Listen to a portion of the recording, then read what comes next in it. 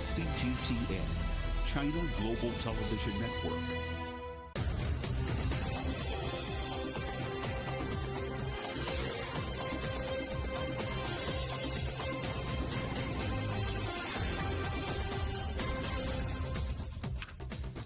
Hello and welcome to The World Today, live from CGTN in London. I'm Jamie Owen. Our top stories.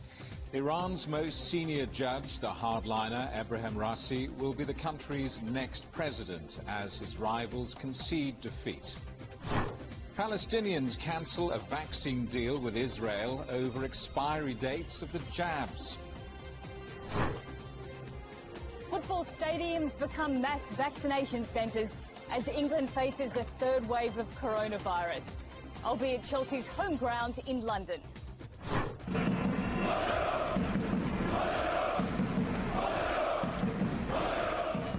And football fever in Hungary as fans watch their team draw with world champions France in a packed stadium in Budapest.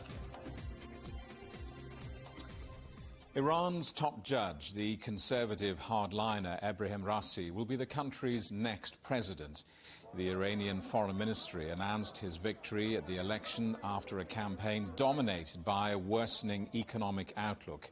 Raisi is already considered to be the second most senior figure in the country after the supreme leader Ayatollah Khamenei. Voter turnout for Friday's election was a record low, at just under 49%. Well, Ersan Kavani is a reporter based in Tehran. Ersan, Raisi has a controversial past. He's under United States sanctions and has been linked to the execution of political prisoners in the past. What more do we know about him? The point that you mentioned is absolutely the last thing in the voters' minds in this year's election. In previous presidential elections, the main battle was between the reformists and conservatives, and this always encouraged many people to vote. But this year's election, the Constitutional Guardian Council disqualified the reformists, and inside Iran, at least, almost everyone knew Raisi would be the next president. Now he is, with almost 62% of the total votes. As many as 3.7 million ballots were announced as spoiled or blank votes, which could be cast by the voters who are not happy with the final candidates. Currently, the main issue for people inside Iran is the economy. So many did not vote this year because they felt neither a reformist or a moderate president has been able to improve the economy of a country which is among the 15 mineral-rich countries in the world with huge oil and natural gas reserves. In fact, now the Iranians hope Raisi, who is aligned with the main sources of power in Iran, could move the economy towards the right track. Where does his election leave diplomatic relations with the West, getting the 2015 nuclear deal back on track, and, as you mentioned, restarting Iran's stalled economy? In Iran, the major public demand from the president-elect is to systematically and practically fight corruption, which has indeed slowed down the economy growth in Iran.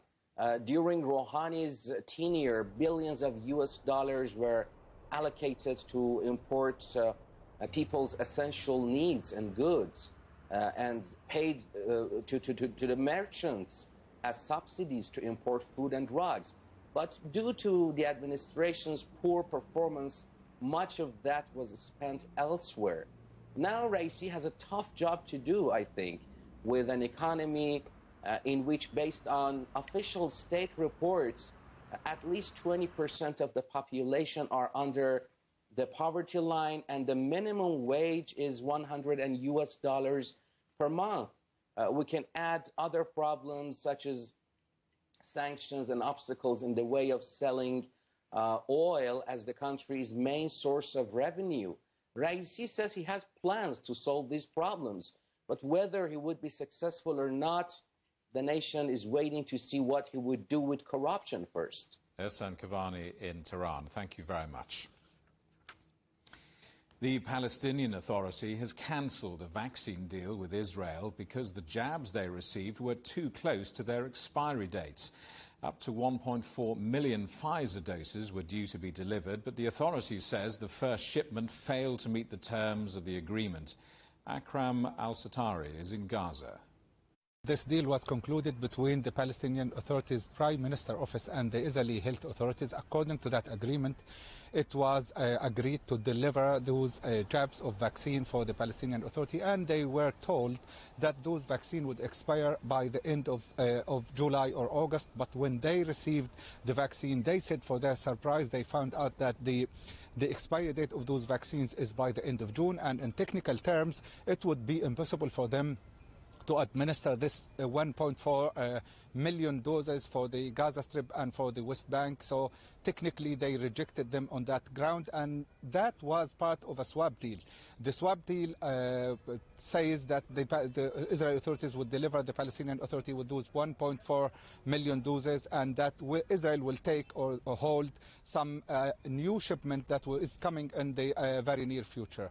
The Palestinian Authority received great and amounting critique within the Palestinian arena, and they were asked to cancel that shipment and to cancel the receipt of those doses, and then they finally decided to cancel that shipment because of the amounting pressure on social media, and also because of the critique that was provided by Palestinian public health practitioners and experts.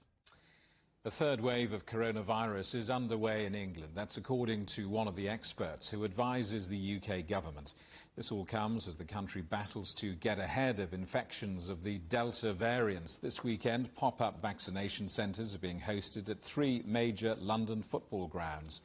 Our correspondent Nicole Johnson is at Chelsea Stadium, Stamford Bridge. Nicole, the government pushing very hard for young people to get vaccinated this weekend. That's right. On Friday, the government announced that everyone in England aged over 18 is now eligible for a vaccine, really driving ahead, trying to get young people to come into these vaccination centres behind me to get the jab, especially those aged under 25, because they think that that age group is really driving the new infections across the UK at the moment. The Public Health England statistics are showing that in the last week, new infections of the Delta variant have increased 78%, more than 10,000 new cases every day for the last 3 days, and the hospitalisation rate has doubled. So a great deal of concern. That's why we're seeing this big push this weekend to encourage young people to walk in and get a vaccine. Let's have a listen to what London's Mayor Sadiq Khan has had to say about it. Across London, there are so many places to receive the jab. You'll kick yourself if you don't get the jab and you catch the virus, or if we can't reopen on July the 19th because the Delta variant has spread because not enough of us have had the jab. Nicole, some reports in UK newspapers that fully vaccinated people may no longer need to self-isolate if they come into contact with an infected person. What more can you tell us about that? That's right, Jamie. At this stage, it's just reports. It hasn't been confirmed by the government, but sources are saying that the Health Secretary, Matt Hancock, is considering it. As you said, it would mean that people who come into contact with someone with COVID-19 will no longer need to isolate at home for 10 days. Instead, they may have to take a lateral flow test every day. These are just some of the options being considered. We also heard earlier in the week that the government was considering changing some of those quarantine restrictions for fully vaccinated people travelling back from holidays to the UK. So a lot of this has to deal with trying to work out how the UK is going to learn to live with COVID-19 in the future. Everyone knows that this is not going to go away, and how to incentivise people to become double vaccinated, and how to start restoring people's freedoms and basic rights again. But as I said, it still hasn't been confirmed, but a sign that the government is really sort of tossing up all sorts of options at the moment to try and work out how to move forward, especially if they do decide to fully reopen the economy and society on the 19th of July. Nicole Johnson in London, thank you very much. The EU's foreign policy chief has told Lebanese leaders they could face sanctions unless they make urgent political reforms and strike a deal with the International Monetary Fund. Joseph Borrell made his comments after meeting Lebanon's president in Beirut. Lebanon operates with a caretaker government. The last government resigned after an explosion at the city's port in August. Borrell also warned the country is on the edge of financial collapse. And the Lebanese leadership must take its responsibility and adopt the necessary measures without more delay. A government must be formed and key reforms implemented immediately. We cannot understand that 9 months after the designation of a prime minister, there is still no government in Lebanon. In a rare move, the United Nations General Assembly has condemned the army's takeover in Myanmar and called for an arms embargo against the country. The General Assembly adopted a resolution with the support of 119 countries. Belarus voted no, and 36 nations abstained. The move, while not legally binding, reflects international condemnation of the army's takeover on the 1st of February. Nigeria's military says the body of a female student who was abducted during a mass kidnapping has been found in a forest. Government troops who'd been tracking the kidnappers managed to rescue 5 others and at least 1 teacher after a gun battle. Dozens of pupils were taken during a raid on Thursday, the 3rd mass kidnapping in as many weeks. The United States Special Representative for the DPRK has arrived in Seoul for talks with South Korean and Japanese delegates. Sun Kim's visit comes amid heightened tension between Washington and Pyongyang. Last month, the DPRK said comments from the US on its policy towards the communist country were proof of a more hostile approach that would require a similar response. You're watching CGTN, still ahead here on The World Today. They're usually rather reluctant to reproduce, but Malaysia is celebrating its record-breaking giant panda's 3rd cup.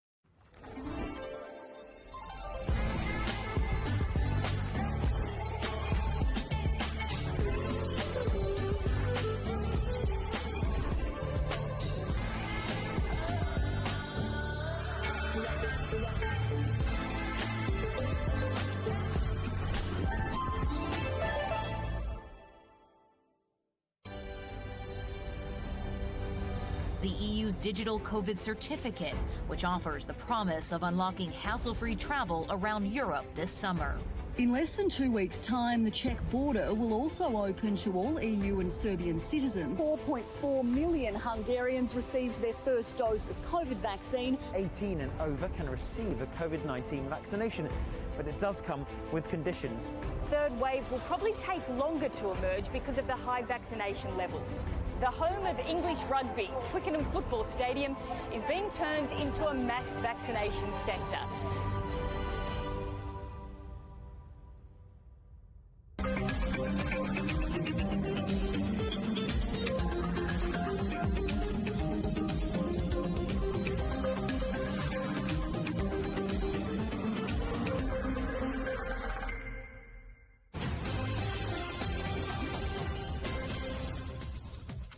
Hello, welcome back. A reminder of our top stories. Iran's most senior judge, the hardliner Ebrahim Raisi, will be the country's next president. Our other headlines: Palestinians cancel a vaccine deal with Israel over expiry dates. And football stadiums become mass vaccination centres once again as England faces a third wave of coronavirus. Americans are marking the 156th anniversary of Juneteenth, which commemorates the end of slavery in the United States. Events are being held across the country, including the unveiling of a George Floyd statue in New York. Another sculpture of Floyd was unveiled in New Jersey. Floyd's murder at the hands of a police officer last year sparked an international movement for racial justice. And a bill which would create a commission to study the impacts of slavery has again been introduced to the US House of Representatives. But whatever happens at the federal level, there are already other initiatives that are being implemented locally. CGTN's Dan Williams reports. The leafy city of Evanston is situated some 20 kilometres from Chicago along Lake Michigan. Soon it will become the first US city to pay reparations to some of its black residents.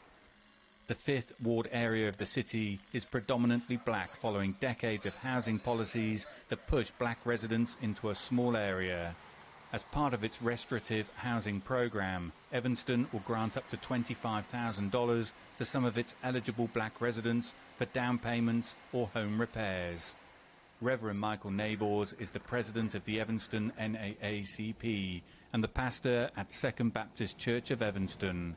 Evanston, like the rest of the country, had discrimination practices that were staunchly in place against black and brown people.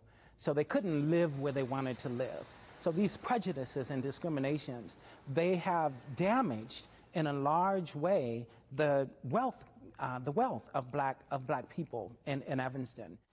The housing program is the first initiative of a $10 million reparation fund that will be financed by donations and revenue from the city's tax on the sale of recreational marijuana. Before proceeding, the city first required evidence of the discriminatory practices and policies. Morris Dino Robinson is a local historian. He co-authored a report that detailed decades of discriminatory practices, including a land clearance ordinance in the 1940s. They used the guise of, we are rejuvenating communities and for better market value. But here are the properties we're targeting. And if you looked at the target market where it was, we're all in the black communities. An effort to move and forcibly move small pockets of black populations in quote-unquote wealthy areas and push them into one area of Evanston or push them out of Evanston altogether. The initiative has critics. One local group says it is little more than a housing plan, only allows limited participation, and that reparations should focus on direct payments to black residents. I disagree with anybody saying that this is not reparations, but I also contend, as I've shared before, it's 4% of the 100% of the $10 million. So this is a first step that I think is going to lead into something that is tremendous, that everybody in Evanston can be proud of, but that will be particularly beneficial for black and brown people. Despite those criticisms, those behind this reparations plan believe it won't hinder or impact the larger reparations movement. They argue that this should bring further discussion and focus to the issue while also delivering something tangible for residents. Other cities and towns have already reached out to organisers, expressing an interest in copying the plan. This is the start of something that's a bigger movement that's growing. And you have to start with something to demonstrate that it can be done. All of these different communities are thinking this is something that we can do in our community. How do we start? Where do we begin? And I think we have answers for that. Organisers hope this is just the first step in redressing the debt owed to black residents. Dan Williams, CGTN, Evanston, Illinois. Police in France have used tear gas to break up an illegal rave in Brittany. Partygoers threw firecrackers and petrol bombs at police when they moved in to disperse the crowd. About 1,000 people remained at the site of the rave on Saturday. France will lift its curfew on Sunday as COVID case numbers fall. 4 people are reported to have been killed and 4 others injured after a plane crash in Siberia. The accident happened near an aerodrome base frequently used by parachutists. Officials say distress calls were received about a possible engine failure. The Australian government says it'll lodge a formal complaint with the World Trade Organization over China's imposition of tariffs of over 200% on Australian wine. China says the increase is due to trading malpractice, including so-called dumping, a charge Australia denies. Canberra says it remains open to direct talks with Beijing to resolve the dispute. UEFA has threatened to relocate the Euro 2020 final from London to Budapest unless quarantine rules are waived for around 2,500 football VIPs. The move would be a win for Hungary, which has just secured a 1-1 draw against favourites France. Well, let's talk now to our correspondent Rahul Pathak. Rahul, UEFA is said to be drawing up contingency plans for the final if the UK doesn't play ball. That's right, Jamie. At the moment, both the semi-finals and the final of Euro 2020 are due to be played at Wembley Stadium in London. Currently, the stadium is having allowed 30,000 people in the stadium, which is about a third capacity. The thinking is that towards the semi-finals and finals, that will be increased to 50% capacity. Now, with most countries involved in Euro 2020 being on the UK's amber list, that means your VIPs and, of course, normal fans wanting to come to the games will have to go into quarantine for 10 days if they travel to the UK, which is kind of unrealistic then for them to watch the games. Now, Boris Johnson says the UK will be speaking to UEFA about possible exemptions, but they're still at the very early stages of those talks. But he did say the priority had to be the public health, although I think Boris Johnson is very happy that Britain is holding these high-profile sporting events, so he would be loath to lose them to Budapest. But, of course, UEFA do like Budapest as a venue. It's the only venue out of the 11 Euro 2020 that's having full-capacity stadiums. And you've seen in that game between Hungary and France an incredible atmosphere there. Looking at the sea of football fans in Hungary today, you wouldn't know that the world is dealing with a global pandemic. Certainly not. No, full stadiums, no one wearing masks.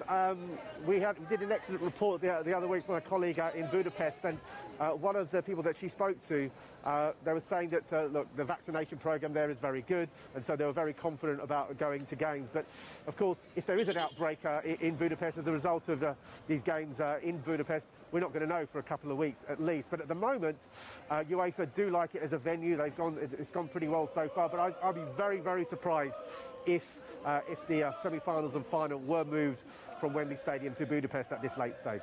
And very briefly, you're in the middle of Madrid, so we really can't ignore the match being played in just 4 hours or so. I wonder how Spanish fans feeling. Right now they're pretty relaxed, but I'm sure nearer the game that they're going to get a little bit nervous.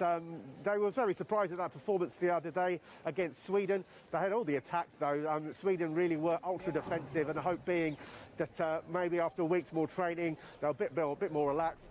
Maybe a better team selection from Luis Enrique will see them through against Poland, who, of course, have their own problems as well.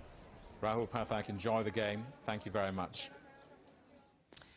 The cost of building materials has reached record highs amid supply shortages and a pandemic construction boom in Germany. One startup company is looking for alternatives to traditional concrete, especially in regions where water is limited. Ryan Thompson reports. They look like children's Lego blocks and stack just like them too. But this construction site outside Frankfurt is no playground. It's an experiment with new materials that could revolutionize construction. Our founders thought about how we could radically change the construction process and enable people to build homes themselves with local products. Polycare's building blocks are made from desert sand and other free-flowing materials. At factories like this one, polymer concrete is made from the sand. A little later, a bit of liquid binder is added, which makes it strong enough to build with. We need extremely few materials for one building block. Here in my hands, we have the smallest block we produce, and it requires 75% less material to build. The main reason is that our material is up to 5 times stronger than ordinary concrete, which allows us to calculate our blocks very economically. Climate scientists say polycare blocks could usher in a new era of sustainable construction. The production of regular concrete is a major contributor to greenhouse gases, and it uses so much water that it often strains drinking and irrigation supplies. A post-pandemic boom in building has sent the price of all building materials soaring. Lumber, steel, and concrete prices are up compared to at the start of the pandemic. And though it's unlikely that construction sites like this will be built with those green blocks anytime soon, founders say that's the plan. Ryan Thompson, CGTN, Frankfurt. A pair of giant pandas whose fertility has already broken world records have had another rare success, a third cub born in the space of just 7 years. Our correspondent Ryan Meltzer visited Malaysia's National Zoo. The director of zoology tries to distract protective mum, Liang Liang, before making a grab for her less than 2-week-old cub and making a hasty exit. It's the third cub born in Malaysia to Liang Liang and Sing Sing. By time to time, we will take out the baby from the mother, okay, and then we will do physical examination. For example, we will also do body weight measurement as well as the body length measurement as well. Our baby is doing very well and is growing tremendously. It's been a rare bright spot of late for the zoo. Due to the pandemic restrictions, the zoo has had to be closed more than it's been allowed to open over the past year and a half. It's a tough time for us. It is very difficult because our main income is only from the gate collection. So we depend on the government to give us some donations and the public also. Years old, the second cub should have been sent back to China early last year. But that's not been possible due to the pandemic. So Liang Liang and his second cub must take turns in one of the enclosures. By age 2, pandas live solitary lives, except to mate, as the record-breaking pair have now successfully done 3 times. So the breeding of the giant panda has a very narrow window, whereby their estrus receptivity will only last for 3 days. And if you miss that window, you just have to wait for the next mating season. During the mating season, you will see the male and the female will have their very own mating signs. So that's the time where you can try your luck to put them in together. The hope will be that COVID-related restrictions will have been eased by the time the third cub is ready to be unveiled to the public and to start delighting visitors as his 2 siblings before him have done. Ryan Meltzer, CGTN, Kuala Lumpur. The headlines again. The ultra-conservative judge, Abraham Raisi, who critics say was responsible for the execution of dissidents, wins Iran's presidential election amid a low turnout.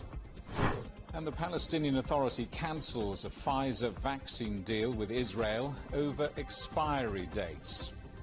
And that's it for The World Today. Thank you for watching. We're on smart TV apps such as Roku, Apple TV, Amazon Fire and Android TV, YouTube and Dailymotion, CGTN.com and on the CGTN app.